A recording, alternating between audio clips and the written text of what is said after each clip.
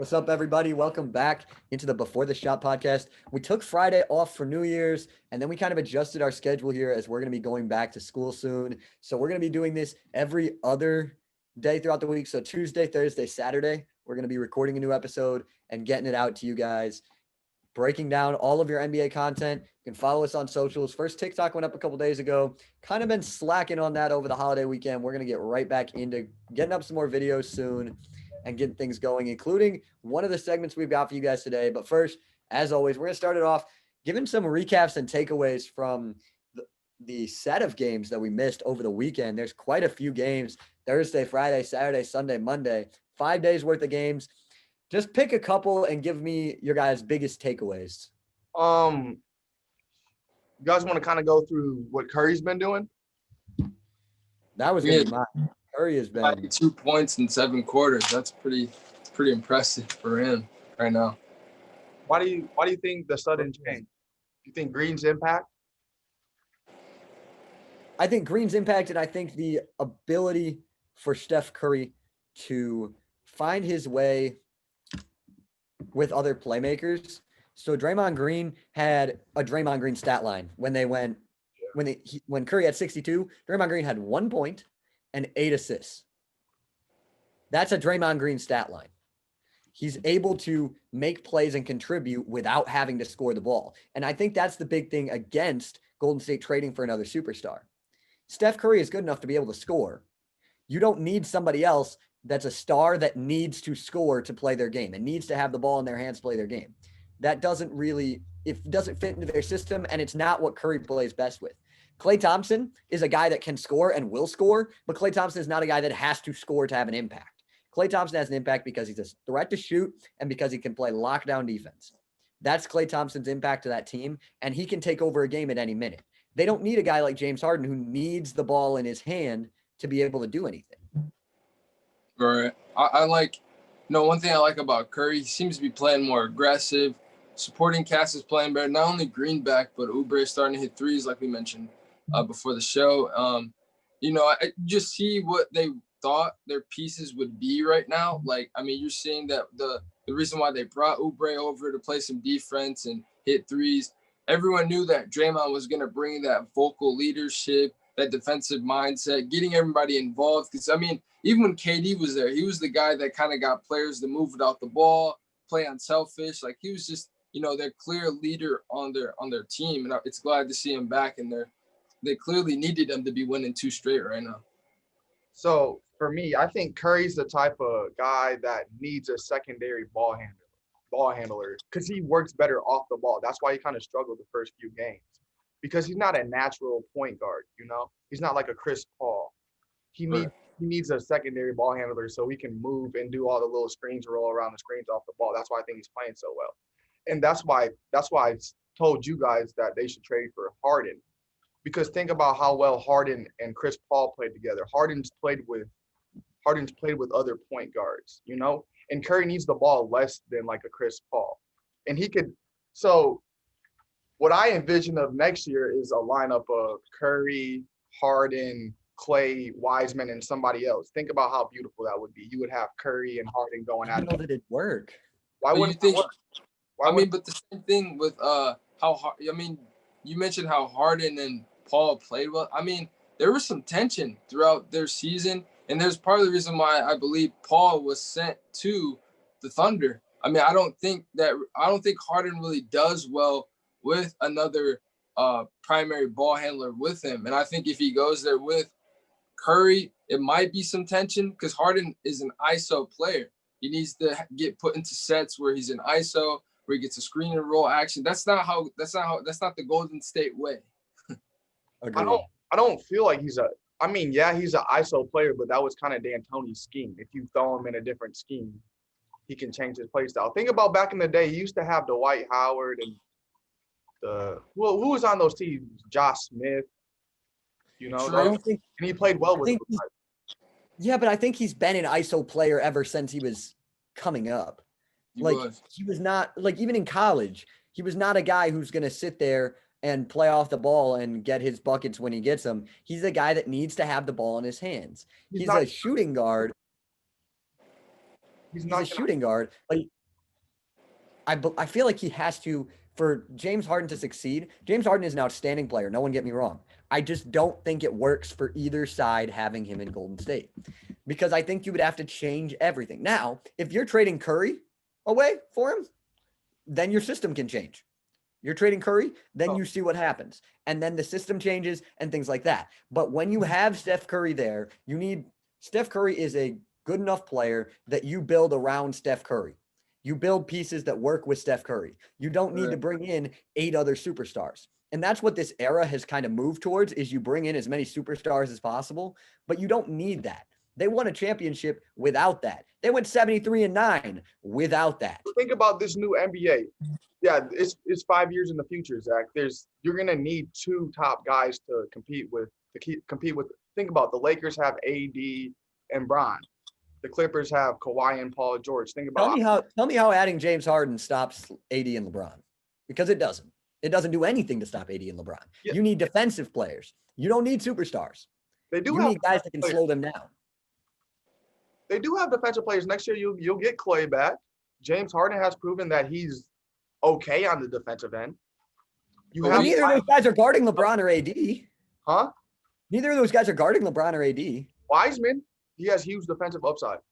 I mean, the thing is, though, I wouldn't put too much value in star power, because, I mean, we've seen valuable role players that help teams grow and teams knowing their role.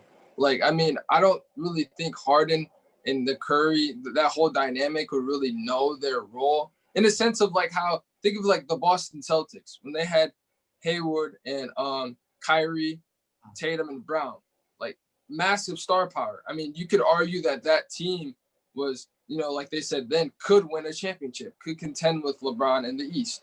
But we saw how that didn't really work, because that team didn't really know their role. Like, people wanted the ball more. Hayward didn't feel like he was in the right spot on that team. I just think it'll kind of run into that situation, because Harden's going to think that he deserves more touches. Curry's not going to be producing as the amount of production that he's used to, and Draymond's just going to have a fit with it. I just don't see it working out. Draymond would be in that trade, though. But it would be Draymond, Wiggins, and Oubre. Oh, okay. So, I mean, coming back would be PJ Tucker and Harden. Golden State wouldn't take that deal. You wouldn't dude, James Harden is too good. Golden State would not take that deal. Why wouldn't you? James Harden is a willing passer. I think we've explained already like 3 times why we would not take that trade. Curry already plays off the ball. I mean, if he was a willing passer, though, he would have worked with Westbrook. He would have worked with Chris Paul. He would have worked with – I mean, there's a reason why back in OKC he was off the bench, because he produced that offense off the bench. Like, he was able to generate offense, even if it wasn't ISO situations. Westbrook and Durant were on the bench, or if maybe it was one of them on the floor still. That's why he was in that 6-man role, gets traded to the Rockets, and he's able to do his own show. I just don't think he's going to be able to do that with Curry. And I think there are other superstars you can pair James Harden with that it would work.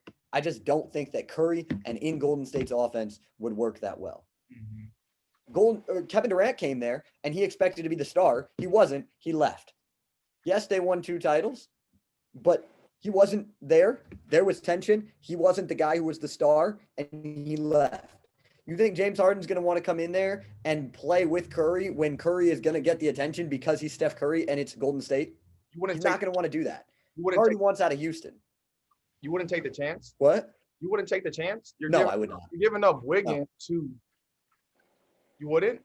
I mean, and if you have I would not. Always trade James Harden. If you don't like how it is, you can always trade him. For what, though? You'd have to. You're giving up Wiggins, Oubre, and you're giving up Wiggins and Oubre, guys that you guys have scrutinized. I'm saying like, whenever you mention, if it doesn't work, just trade. When in doubt, just trade Harden if you don't like it. What team is going to take the chance on that if it's proven to not work in Golden State too? Some team will. I think you're overestimating. I think you're overestimating the willingness to take a star just because they're a star, and rather than how things actually will fit together on the court. I'm telling you, that will fit together. I disagree. He and Chris Paul I think he fits Did not better win a with Curry, championship. he fits better with Curry than Chris Paul. He and Chris Paul, Did not win a Paul didn't championship. go down, they win that series. The 73-9 Warriors. No, the 73-9 Warriors with KD. They took them to game 5. They won game 5. And Chris Paul 73-9 Warriors didn't have KD. I'm saying the 73-9 Warriors, then the next year they got KD. Right, but they weren't the same team. They were missing a lot of their role players. That's what made Golden State so good on those runs, was their depth. They were so deep. Livingston, Iguodala, all those guys were so good off the bench. And who's still on that team? They filled their roles perfectly. But the KD Warriors team was better, even though they had a worse record. Because after that series, after that series with the Cavs, they realized, why did we put so much effort into the regular season? So they kind of slowed it down a little bit.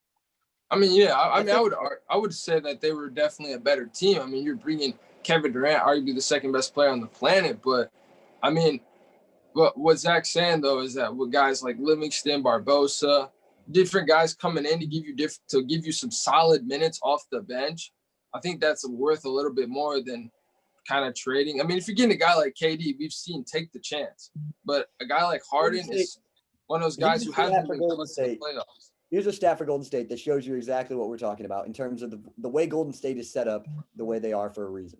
Golden State set a new NBA high last night with 41 assists in their game. They move the ball. Everything is ball movement. There's no ISO players on that team. Nobody is an ISO guy.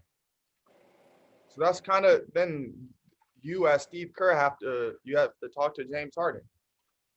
You have to talk to him. You can try. You don't need him though. You don't need to make that trade. Okay, so how does this team get better then? How does this team win a championship? They're in win now mode. How do they win a championship? Tell me. I don't know that they win a championship this year. Well, I think they wait for play. I think I don't think there's a reason to throw away I don't think there is a reason to mortgage your future in an attempt to win the game. Wiggins and Oubre, that's a future? Your core right now involves days, and now you want, oh, I don't know if we can trade them for you. I'm never against Wiggins and Oubre being traded. I'm against Draymond Green being traded, and I've been against Draymond Green being traded since we started this. If you want to make a deal without Draymond Green, go ahead. Draymond Green cannot be a part of that trade if you want Golden State to be Golden State. So okay, let's change the trade then. So you give up Wiggins, Oubre, Eric Pascal, and some picks. Would you do that? Maybe. I don't like the fit for James Harden in general, but I'm much more inclined to listen to a trade if it doesn't involve Draymond Green. In my mind, there are 4 players on Golden State that are untouchable in trade talks. Steph Curry, Klay Thompson, Draymond Green, James Wiseman. That's it. And I would say that the Rockets aren't going to take a player less than who they think the value of James Harden is. The only way they take it is if they give up Minnesota's first rounder. Yeah. If they give up the first rounder, the Minnesota for unprotected first rounder, then they might take that deal because there's a very good chance that that's going to be one of Cade Cunningham, Jalen Suggs, Jonathan Kuminga, Zaire Williams, any of those guys. Jalen Green. I mean, this class is absolutely loaded at the top, which is why the Knicks are going to make the playoffs because the Knicks can't get a good pick because it's the Knicks. But this draft is loaded, and it's going to be something where that pick is their most valuable trade asset by far. And Golden State, the only thing they really could use right now, I guess, is another wing. So Golden State, it makes no sense for them to be trying to get a top pick this year, like a top 2 pick. They don't need a top 2 pick. They would need a pick in the 5 through 10 range because that's where your forwards are going to be. Your top couple picks are going to be Cade Cunningham, Jalen Suggs, and a couple other guys that are guards. Jalen Green. Then you come down the list a little bit, and you're going to get guys in Zaire Williams. You're going to get Jonathan Kuminga. Mm-hmm. You're going to get other guys that are really, really talented wings. And you're going to – Golden State is in a good position right now to be able – Steph Curry, yes, he's getting older. What does Steph Curry do best? He's a shooter.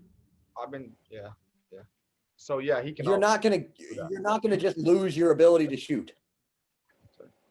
he's going to be able to play for a while and he's going to be good for a while. They have time to allow James Wiseman to develop and to allow Klay Thompson to get healthy and to make another run at it with a core of Steph Curry, Draymond Green, Klay Thompson, James Wiseman, and that draft pick. That's a core. If you can move some other stuff around and find some good bench players, maybe bring Iguodala back to Golden State in a minute. Those guys are guys that are going to be able to compete for a title. Whether they win a title or not, I don't know. But I think they're going to be able to compete for a title with that core. I just think James Harden brings them over the top. It's not, like I've been saying, it's not 4 years ago NBA. Dude, the NBA is getting – there's so much more talent nowadays. And you're going to need 2 top guys to win a championship. I don't know that there's necessarily like more talent, but I think that there's more clumps of talent. The stars are coming together. And because there was still a ton of talent in the NBA. But stars want to play together now, which makes the team seem better because all the stars are in one place. And I think that started – Who's the worst team in the league then? Who's the worst team in the league? I mean, the Knicks aren't very good. The Thunder aren't very good. Detroit is not good at all. I mean, but think Detroit, they're competing with – I don't think they've lost a game by more than 10. They're competing with all – like they played the Bucks yesterday. They were competing with all the top teams. The Bucks lost by 20 to the Knicks. So the Bucks are not like in domination, beat everybody mode right now. And the Bucks lost to the Knicks. You wouldn't be saying that 5 years ago, you know? I would be saying that though because it's the NBA regular season. It's not this is a playoff series. It's one game in a regular season that is full of normally 82 games. This year 72 games. Teams can have off nights. Anybody can beat anybody on one given night. Now, if the Knicks were to beat the Bucks in a playoff series, then we could have this conversation in a different way. But they're not going to do that. Mm-hmm. Yeah, and they're prioritizing more players sitting out back-to-back games.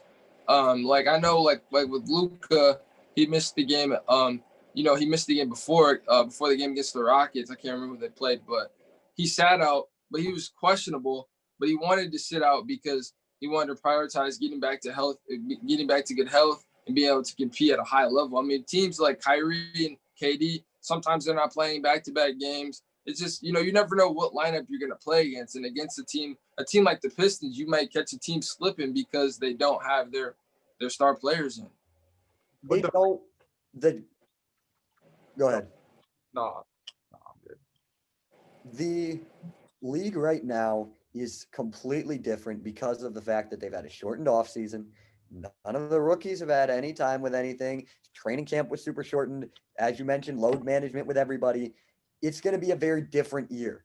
You could see something very weird happen this season. The Knicks could make the playoffs, which is very, very weird.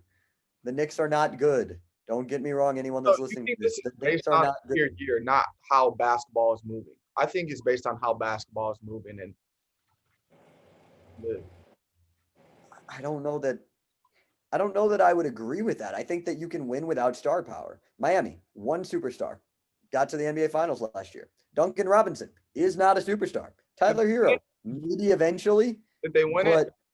No. You're still there though. They beat the Bucks. They competed for a title. Superstar? Yeah, they did. Yeah. I'd argue they have one superstar. Yeah. Bam Adebayo is as close you get as a second. Mm-hmm. But he's not a second. Yeah, he's not a superstar now. With Harden's playoff struggles and him not being able to be as efficient as he is in the regular season because it's a different kind of defense in the playoffs. I just don't think – he hasn't really proved anything in the playoffs. I wouldn't make that jump. I'll make an analogy here. For college basketball fans, anybody that's a college basketball fan, the difference with the playoffs is similar to the difference between going from non-conference to conference play. Everybody knows when you're in the playoffs, it's a 7-game series. They all know every in and out of every play you're going to do. That's why you see, especially in like the Big Ten, teams will struggle in the Big Ten and then they get into the tournament and they go on deep runs because teams they don't know every second of everything they do like they do in conference. When you get into the playoffs, teams have time and they're able to study everything you do on the ins and outs of it, which allows them to defend you better. Hence why the Bucks couldn't beat the Heat last year, because they were able to wall up Giannis and beat him that way because they had time to prepare. And it's like a bowl game in college football. When you have time to prepare, things don't work the same. When the other team has time to scheme against you. And that's what happens in the playoffs. How do you prepare for Curry and Harden then? Because think what the Lakers did last year. They literally would double team Harden. If you're double teaming Harden, Harden's going to kick it to Curry. Curry's on the 3-point line. If they come at Curry, he's going to kick it to Clay in the corner. And you have Wiseman in the middle. How do you scheme for that team? I would let Harden shoot them out the game and then limit Curry. How is he going to shoot them out the game? Harden has shot his team out of the game a lot of times. Come on, bro. Because he's being double teamed.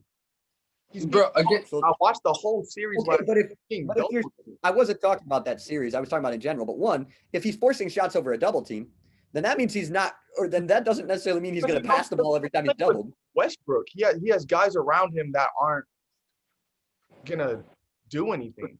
But those are guys that he kind of wanted to play around, though. Right. I would argue that Harden has a lot of influence on the moves that they make in that organization. Like, you can't tell me that. You learned from Le GM James.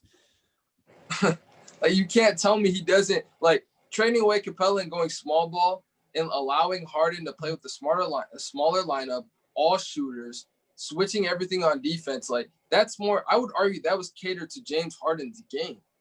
So, I mean, it can't be all shooters if Russell Westbrook's on the floor, though. You know what I mean. Wiseman's like a perfect, not small ball center, because he can pick and roll, he can pick and pop it. He's 7'1", so he's not a small ball anything. That's why I did this, a small ball center, because he can stretch the floor still. But if you need him, he's with Christian Wood. Right, he can do that. I wish Christian Wood was on the Rockets last year. I do.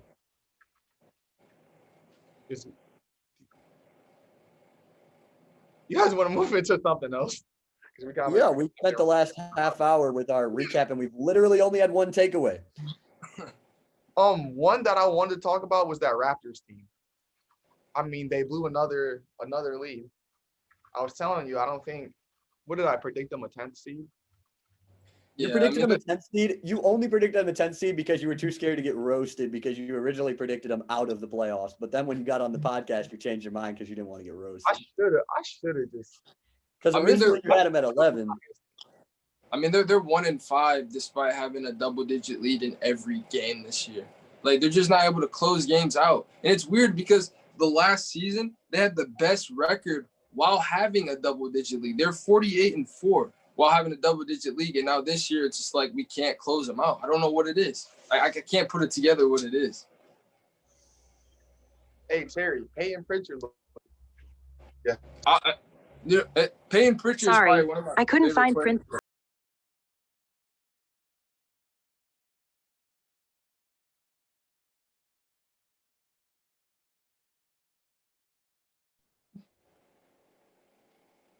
All right, so we apologize if we got copyrighted. Anyways, Payton Pritchard is definitely a strong talent. I liked Payton Pritchard. The guy I did not like was Malachi Flynn. Everybody was super high on Malachi Flynn. Not a big Malachi Flynn fan, and Toronto is struggling this year. I think it's going to be interesting to see how Toronto does things. Pascal Siakam needs to play like Pascal Siakam did before the bubble. Whatever phantoms he has in his head about the bubble, he needs to get rid of because Pascal Siakam needs to be the best player on that team by far. And he needs to dominate games like he used to do. As much as I love Fred VanVleet, and I think he's great, Fred VanVleet is not going to win the games by averaging 40 a game. I mean, he scored 35 last night, and they lost. Yep. So they need Pascal Siakam to be back to being at the level that he was so good last year from the year before that he got consideration for sixth man or for most improved for the second straight season. Jeez. That's unheard of. Pascal Siakam needs to get back to that level. And right now, he's averaging 17, 7, and 3, which is not bad numbers at all. but it's not superstar numbers.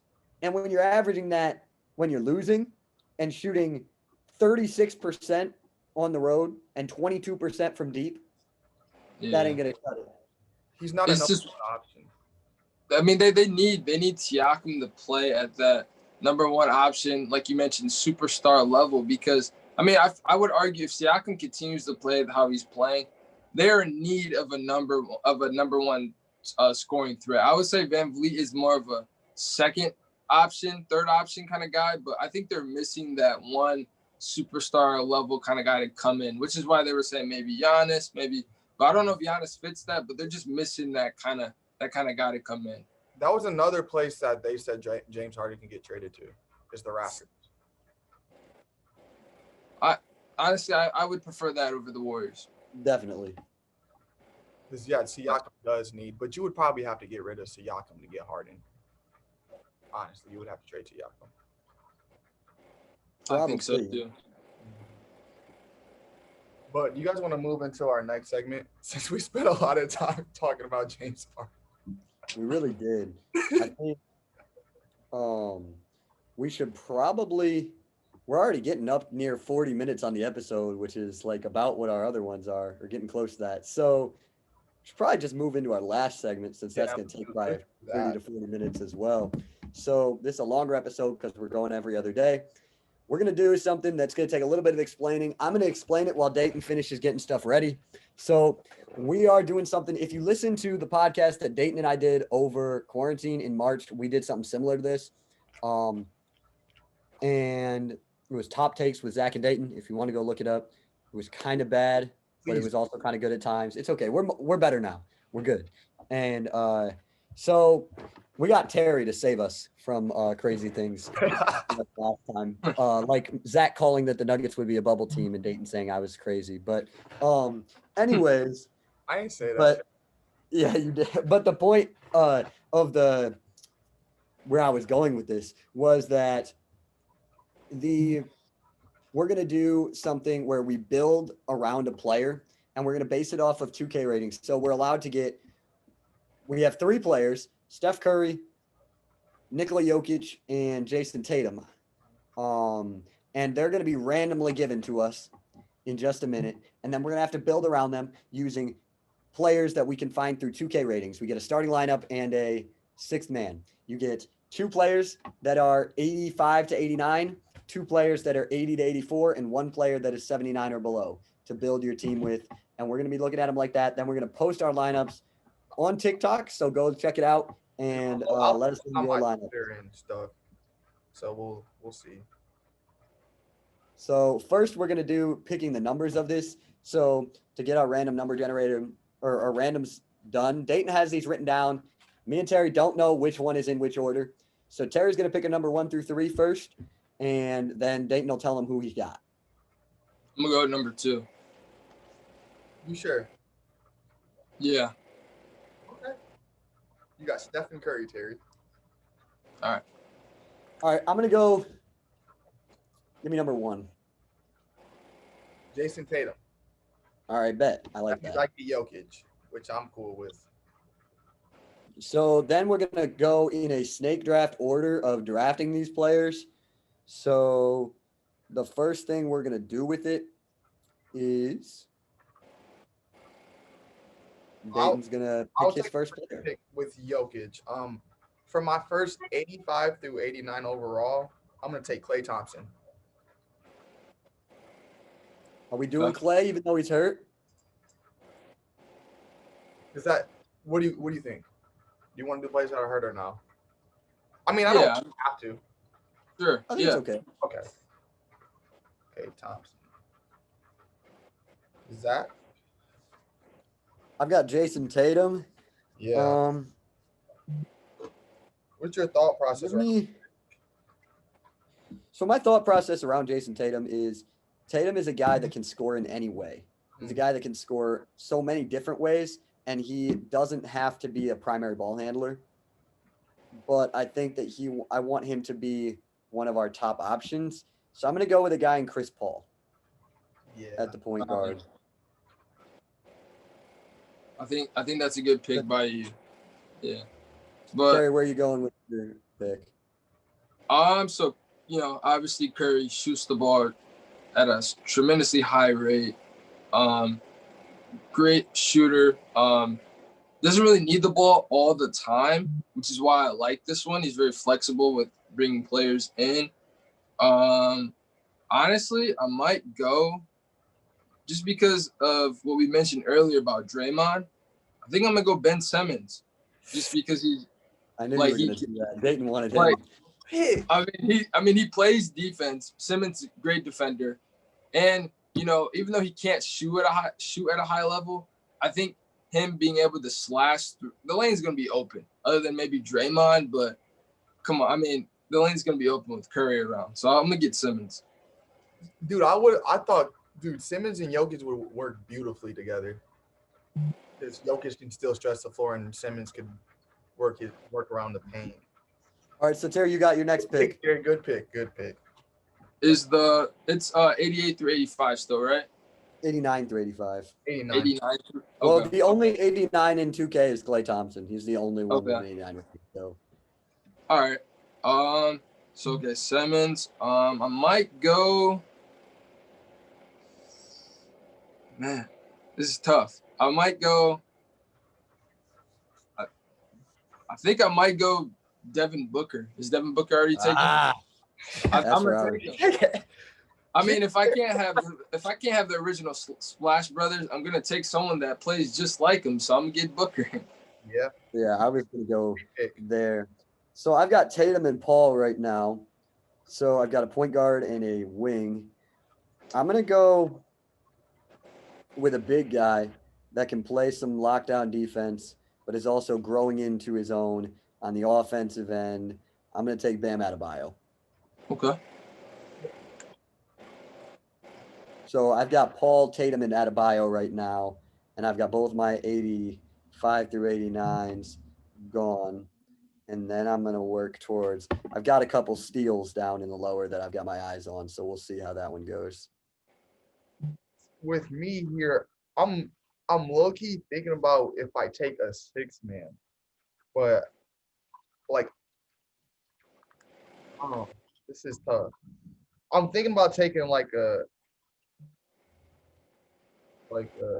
Russell Westbrook to come off my bench as a six-man. Are we doing any ego in there? Because I don't know if you would, but are we gonna implement? I'm just kidding.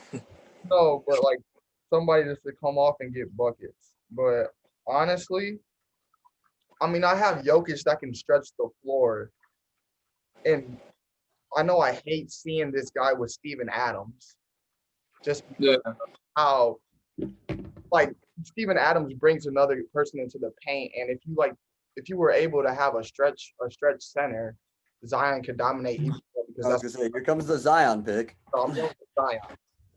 Willing. Really? Okay. Yep.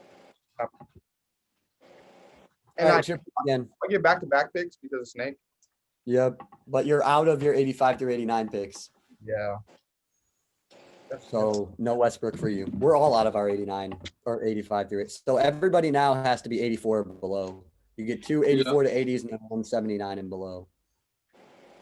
So to run with Jokic, I want a non-ball dominant guard, but still can give some relief to him.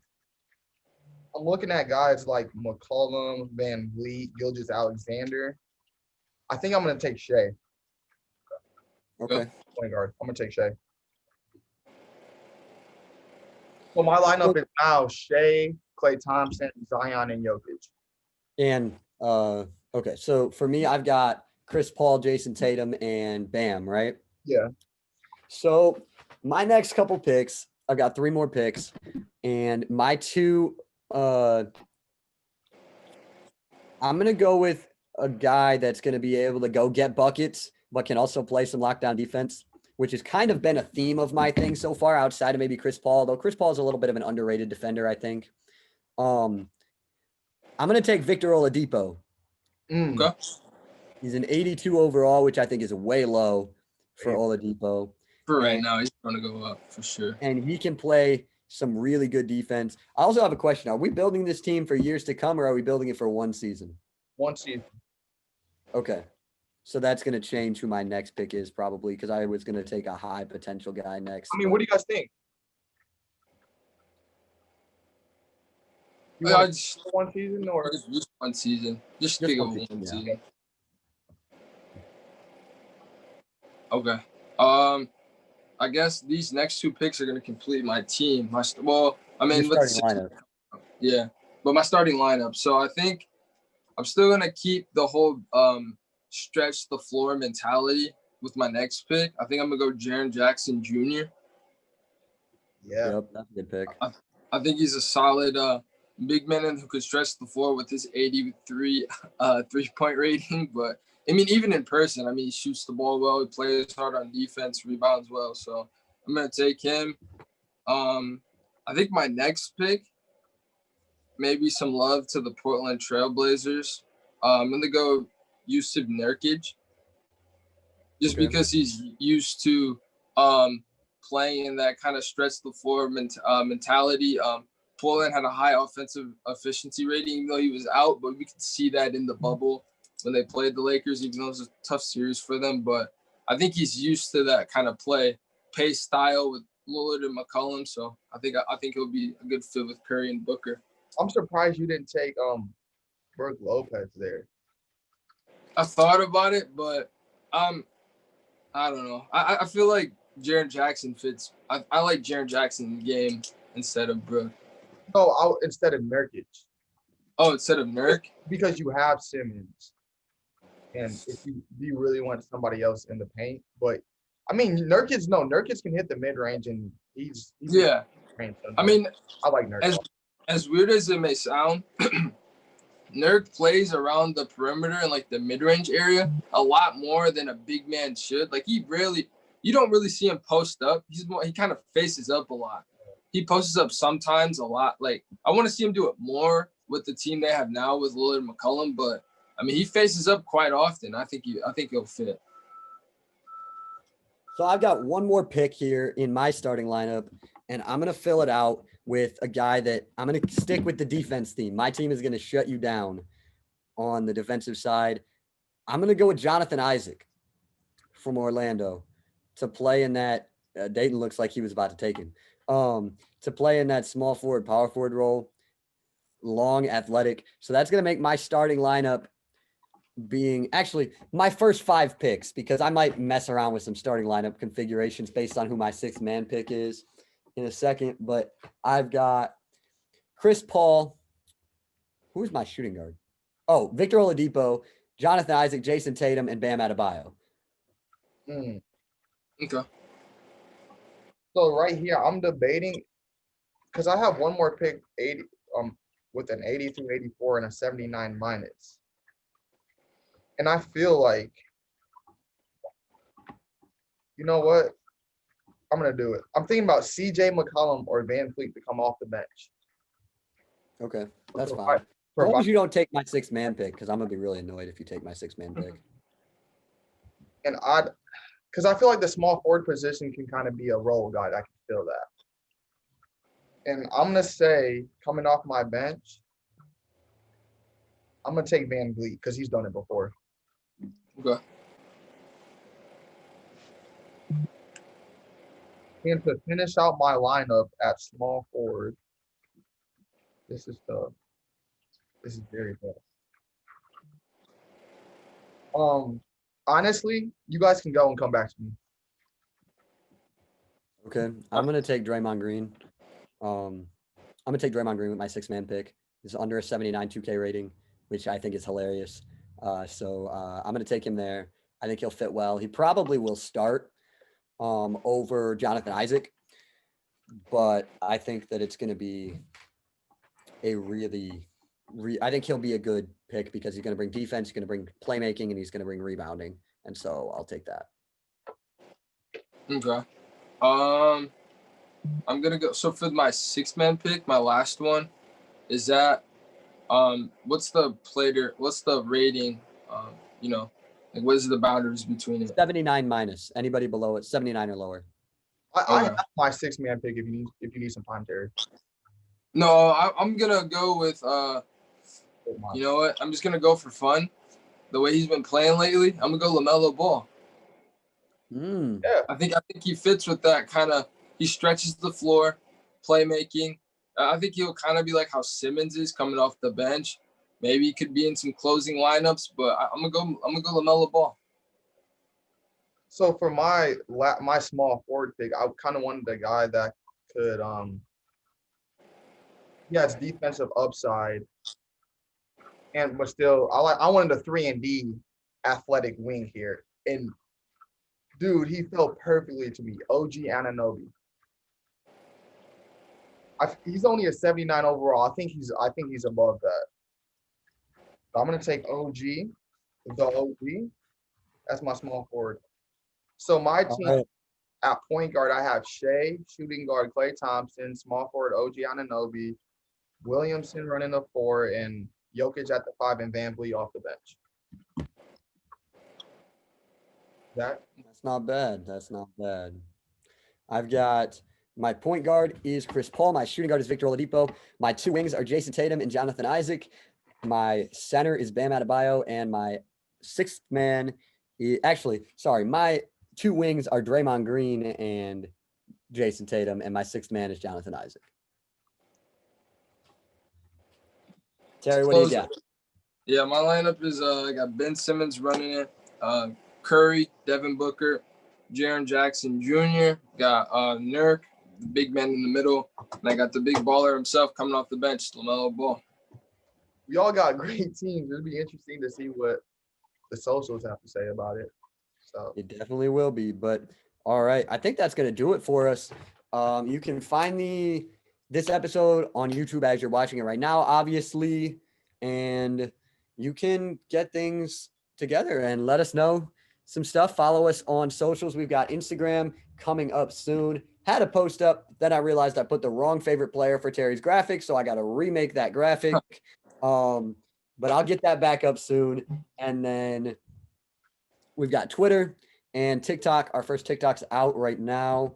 We did player comps. Dayton had his player comps for LeBron James with historical comps. Pretty high praise on that. Let's check on the poll real quick and check and see what the poll is. Because Dayton put a greatest of all time poll on it. Right now it's at 449 views, and 65% of voters say yes. that LeBron is the greatest player. LeBron James is the greatest of all time. Do we got a young audience though? I would say the demographics are That would be my guess too. It is TikTok. It is TikTok. So I don't know. We'll see. But all right, I would agree. I would say LeBron edges Jordan a little bit. So Dane, I'm with you. He's finally coming home. that'll do it for us here on Before the Shot. I'm Zach Sudenik with Terry McCord, Dayton Jones. We will see you guys on Thursday.